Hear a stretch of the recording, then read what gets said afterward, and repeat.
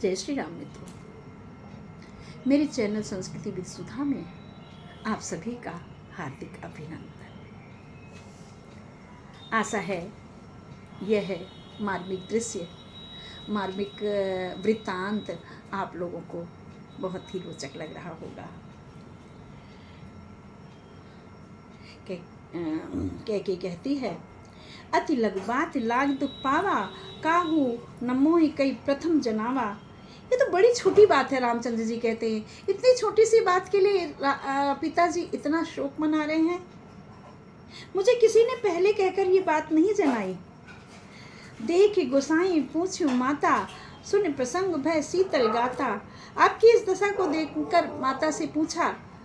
उनने सारा प्रसंग सुनकर मेरे अंग शीतल हो गए। ये तो बड़ी अच्छी बात है। मंगल समय सुने बस सोच परिहरे तात, आय सुदेय हरसिए कई पुल के प्रभु गात। हे प्रभु, हे पिताजी, हे तात,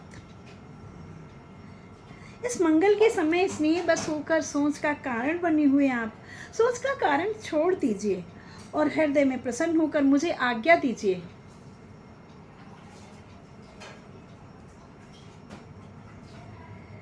और मैं पुलकित मन से वन को जाऊं।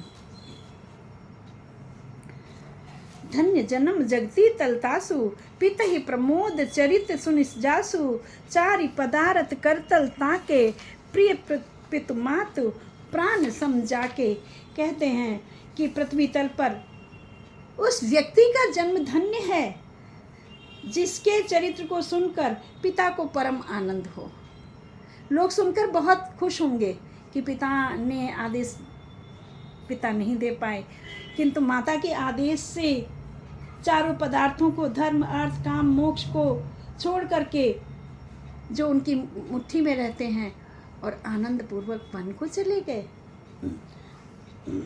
ऐसे कही राम, तब ये सब कह रहे हैं तो कैकेयी क्या कहती है, राम तुम ज़्यादा देर इनके सामने मत रहो, क्योंकि जब तक तुम इनके सामने रहोगे यह विह्वल ही रहेंगे, व्याकुल ही रहेंगे।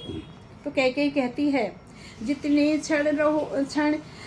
क्षण यहाँ रहोगे तुम, इनका संताप न जाएगा। बन जाओगे जब तलक नहीं, यह पश्चाताप न जाएगा। इस कारण अच्छा तो यह है, दुख है और दुख और न इनको पहुँचाओ। जितनी जल्दी हट सकते हो इनके आगे से हट जाओ।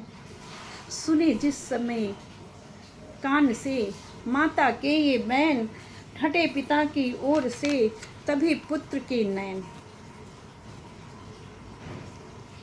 और अनुराग बाप से है, परंतु माँ के दर्जे का मान किया। उन नयनों के रनिवास छोड़ अब द्वार ओर को ध्यान दिया। उस समय पिता को मन ही मन अभिवादन कर रघुनाथ चले।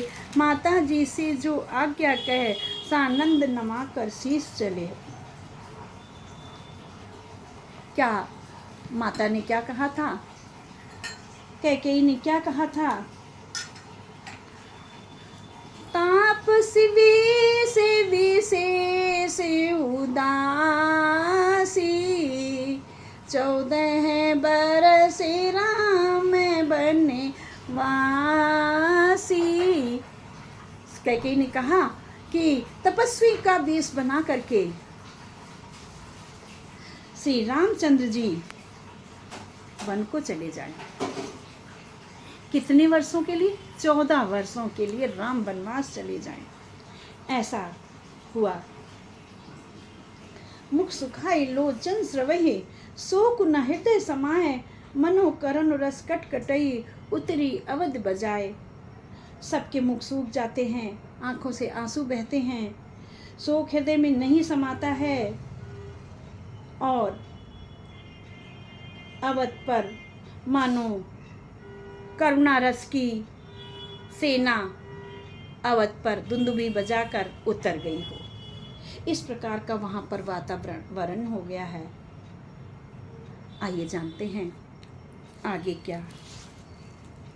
कहती है कि कई राम से बने रहिएगा मेरे साथ इस मार्मिक प्रसंग को सुनने के लिए। बोलो राजा रामचंद्र की जय।